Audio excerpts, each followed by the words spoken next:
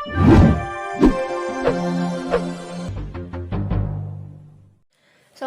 warahmatullahi wabarakatuh. Salam sejahtera untuk kita semua. Om Swastiastu, salam kebajikan.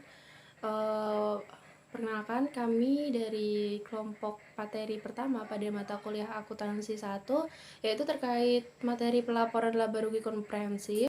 Di sini kami akan membawakan presentasi terkait materi tersebut dengan kelompok yang beranggotakan 5 orang, yaitu yang pertama ada Kak Iqbal Akbar Munfaris, yang kedua ada Kak Elizabeth Sewi Wijayanti, yang ketiga ada Kak Lilis Permatasari, yang keempat ada saya sendiri Nurul Karisma, dan yang terakhir ada Kak Ervi Nurbuptini. Oke, untuk selanjutnya saya persilahkan untuk Kak Elizabeth Siwi Wijayanti membawakan slide selanjutnya. Terima kasih Mbak Nurul. Pada kesempatan kali ini saya akan membacakan mengenai pokok pembahasan yang akan kami bawakan dalam presentasi kali ini. Yang pertama yaitu mengenai pengertian laporan laba rugi komprehensif. Yang kedua ada tujuan pelaporan laba rugi komprehensif.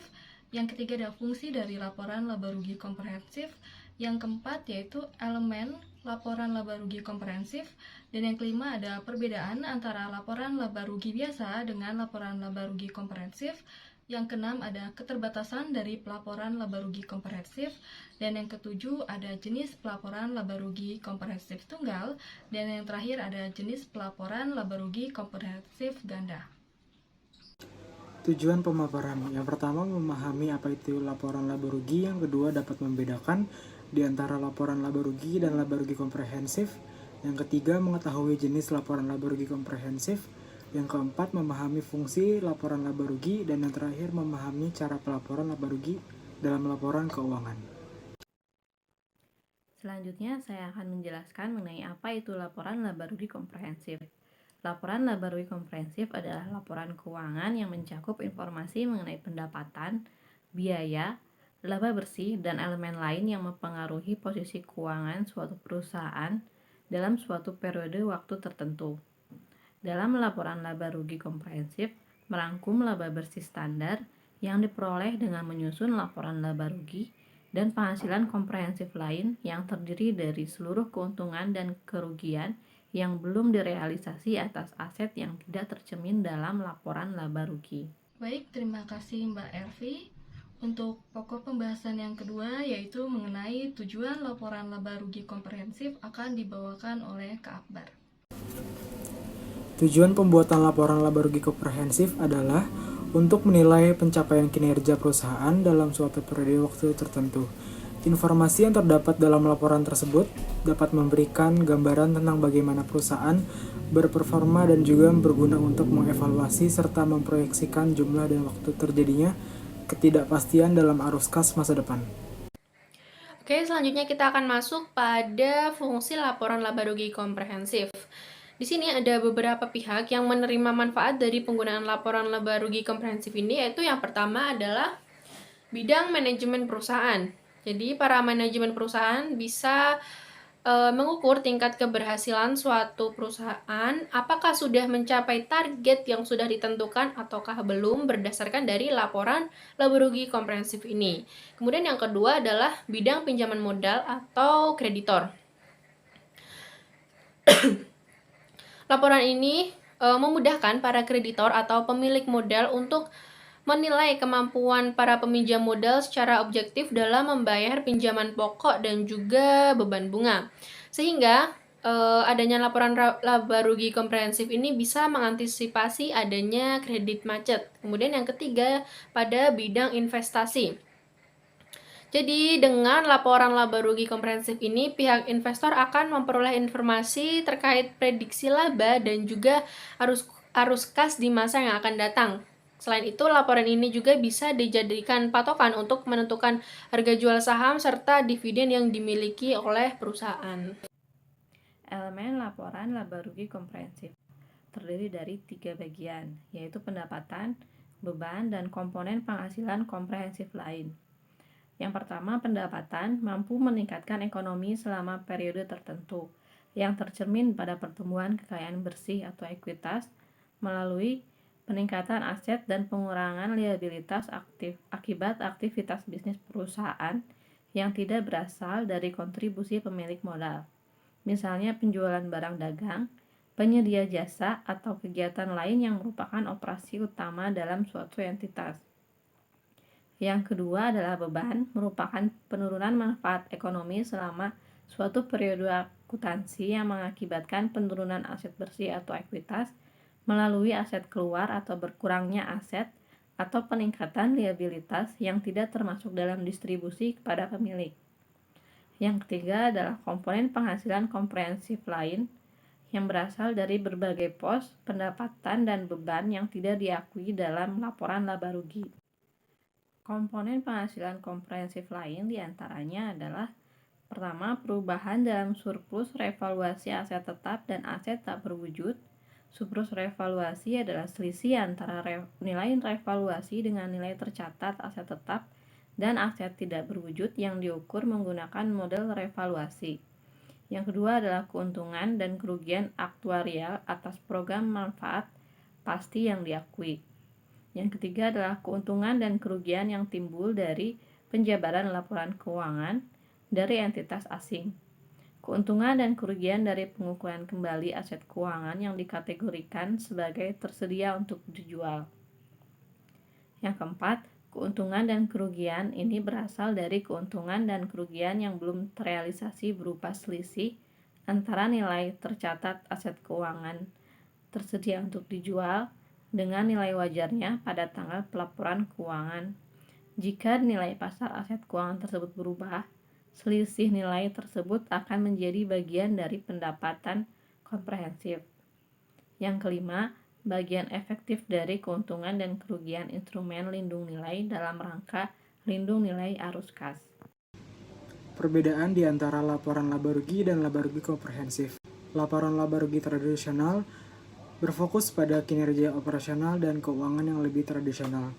Laporan laba rugi tradisional fokusnya pada pendapatan dan beban selama suatu periode tertentu yang menyajikan gambaran yang jelas mengenai laba atau rugi bersih yang dihasilkan dari operasi perusahaan, mencakup aspek-aspek seperti pendapatan penjualan, biaya produksi, beban operasional, dan lain sebagainya. Sementara laporan laba rugi komprehensif memberikan pandangan yang lebih holistik dengan mempertimbangkan aspek-aspek tambahan yang dapat mempengaruhi kekayaan bersih perusahaan. Laporan laba rugi komprehensif melibatkan pendekatan yang lebih luas dalam mengukur perubahan kekayaan bersih perusahaan. Selain mencakup elemen-elemen yang ada dalam laporan laba rugi tradisional, laporan laba rugi komprehensif juga memasukkan komponen-komponen pendapatan komprehensif seperti perubahan nilai pasar aset keuangan dan nilai tukar mata uang asing. Laporan ini memberikan gambaran yang lebih menyeluruh tentang perubahan total kekayaan bersih perusahaan selama suatu periode tertentu. Oke, selanjutnya adalah keterbatasan laporan laba rugi komprehensif. Jadi, laporan laba rugi komprehensif ini juga mempunyai keterbatasan ya atau kekurangan. Keterbatasannya yaitu yang pertama adalah hasil laporan dari penghasilan dan juga beban tidak bisa diukur secara andal, sehingga tidak bisa dimasukkan ke dalam laporan laba rugi lainnya. Kemudian yang kedua adalah penghasilan yang dilaporkan dipengaruhi oleh metode akuntansi yang digunakan oleh perusahaan. Maka dari itu, perbedaan penggunaan metode akan menghasilkan hasil yang berbeda. Kemudian yang terakhir adalah pertimbangan dari segala pihak manajemen dilibatkan dalam upaya pengukuran penghasilan dan juga beban. Oke, yang selanjutnya kita akan membahas tentang pelaporan laba rugi komprehensif tunggal. Laporan laba rugi komprehensif bentuk tunggal ini memiliki karakteristik utama, yaitu disajikan dalam satu laporan saja.